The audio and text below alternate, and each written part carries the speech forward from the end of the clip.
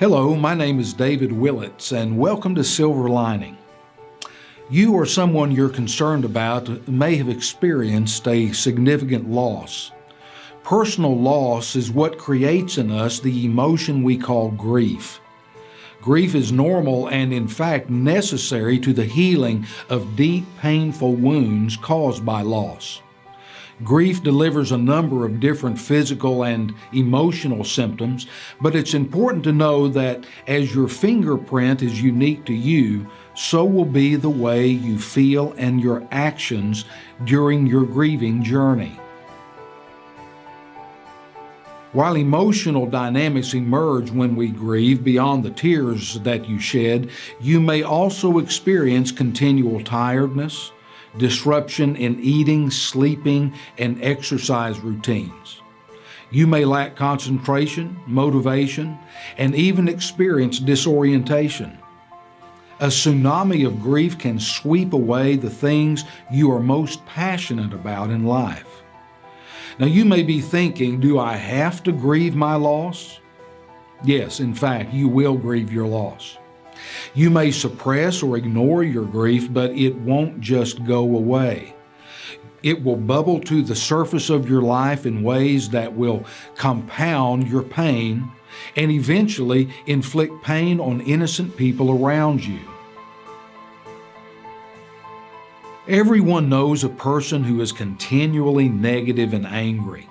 It seems as if there were not a relational conflict with someone, they might not have anything to live for.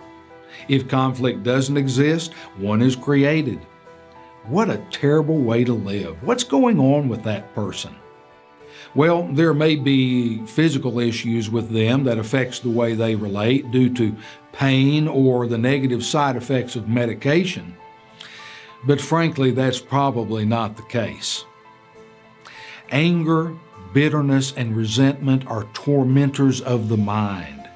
And sometimes we can connect the dots between a pain that enters our lives due to a choice we've made, and other times pain comes to us undeserved.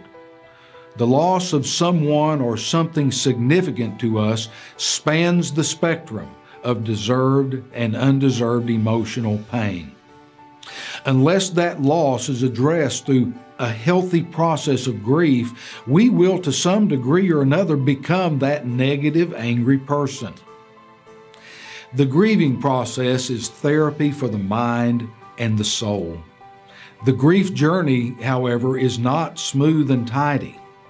But if done in a healthy way, your life will grow into a new type of normalcy, one that can actually open your eyes to see greater horizons than you've ever seen before.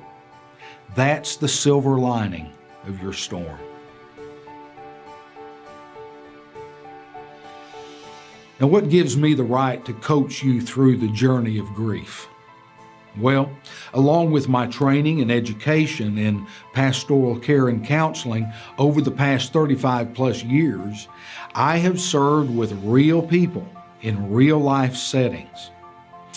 However, those years of training and experience pale in comparison to what happened on March 4th of 2004.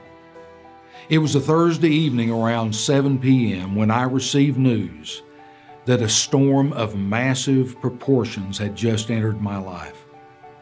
My wife of 27 years and my 18-year-old daughter were driving on an Oklahoma turnpike when they encountered a thunderstorm.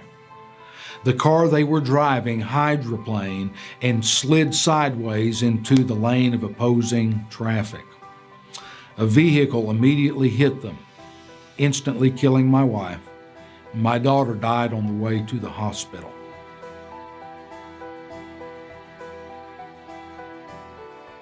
That evening, not only did I descend into the deepest hell of grief, but so did my son, my wife's family, our friends, the congregation I was serving, and entire communities. I'll share small pieces of my personal grief with you throughout the book and this video series. At that time, my anguish was so consuming that I could only feel the descending blow of a huge tornado with wind, hail, and rain devastating me. You may feel that way right now. But despite my pain, I'm here to tell you that through God's grace, some caring people, and letting my soul grieve, I now see a silver lining in my storm. And I want to share with you how proper grieving can help you find your silver lining too.